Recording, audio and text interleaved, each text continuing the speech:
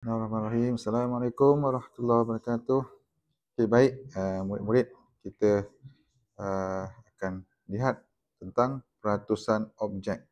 Apa yang dimaksudkan dengan peratusan objek? Okey, dalam peratusan objek ni kita nak tahu berapakah peratus objek itu daripada satu-satu nilai. Contoh yang pertama di sini, berapakah peratusan topi merah? Kalau kita lihat di sini, topi merah ni ada 1, 2, 3. 3 topi merah daripada berapa keseluruhan topi? 1, 2, 3, 4, 5, 6, 7, 8, 9, 10. Ada 10 topi. So, topi merah adalah 3 daripada 10 topi berwarna merah.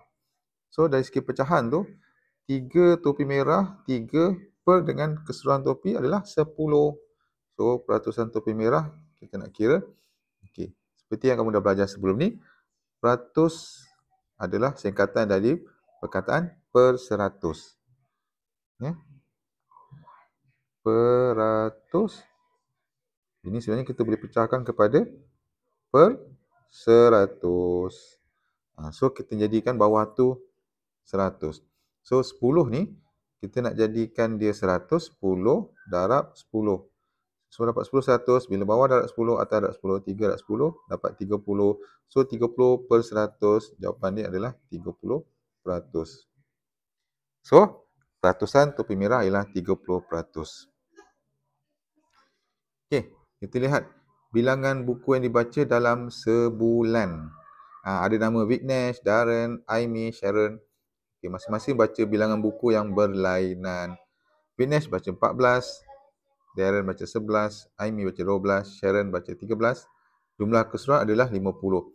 Jadi, kalau ditanya, nyatakan peratusan buku yang dibaca oleh Aimee. Aimee baca 12. So, bila 12 daripada keseluruhan buku adalah 50. So, 12 per 50. So, macam mana tadi kita katakan per 100 tu, peratus daripada per 100. So, 50 ni kita nak jadikan dia jadi 100. Macam mana? Kita darabkan dengan 2. Bila bawah darab 2, atas pun darab 2. So, dapat 24 per 100. Jadi, kat sini dapat 24%. Peratusan buku yang dibaca oleh Aimee ialah 24%. Okey, kita lihat bawah tu. 35 daripada 50 buah buku ialah buku cerita. Kira peratusannya. Jadi macam mana? Di sini 35 per 50. So, yang ni boleh work out sendirilah. Jadi kita macam mana nak jadikan bawah tu 100. Ya, betul. Kita darabkan dengan 2. Sini darabkan dengan 2. Akan dapat 70 per 100. Iaitu 70%. Okey. Berapakah peratusan 8 buah van daripada 40 buah kenderaan? 8. 8 sini. 8 daripada 40 per 40 ni. 8 per 40. So, 8 per 40 nak jadi darab, kita nak tahu berapakah peratusan dia, kita darab dengan 100%. Okey. Jadi kat sini kita buat 8 per 40 darab dengan 100. So, kita tengok kat sini kita boleh mudahkan. 8 ni bila kita bahagikan dengan 8 akan dapat 1. 40 bahagikan 8 dapat 5. So, dapat 1 per 5 darab dengan 20. So, kat situ kamu akan dapat 20%. Okey. Okey, jadi kita lihat kat uji diri tu. Nyatakan peratusan objek yang berikut. 8 kubus merah daripada 20 buah kubus. So, 8 ni daripada 20. So, kita nak kira. Bila kita nak cek peratusan, kita kena darab dengan 100. So, sini 8 per 20 darab dengan 100. Okey. So, dapat berapa sini? Sama tadi kita mudahkan ni. 8 dengan 20. Sifir apa yang ada 8 dan 20? Sifir 4. Ada yang sifir 2. Boleh juga. Tapi biasanya kita akan ambil sifir yang besar. So, yang ini kita bahagikan dengan 4. Yang ini kita bahagikan juga dengan 4. So, 8 bahagi 4 dapat 2 per 20 bagi 4 dapat 5. Darab dengan 100%. So, dapat berapa sini? 5 ni kita boleh mudahkan dengan 100 ni. Jadi sini 5, kita bahagi dengan 5 dapat 1. Yang ini kita bahagikan dengan 5 dapat 20.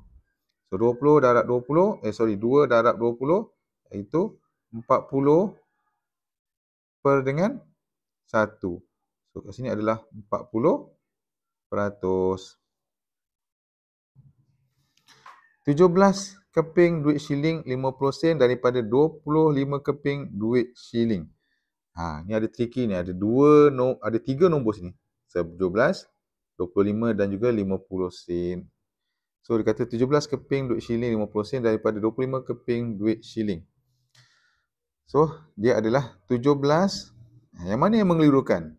Sebenarnya dekat sini je ni perkataan duit shilling 50 sen ni, tak penting.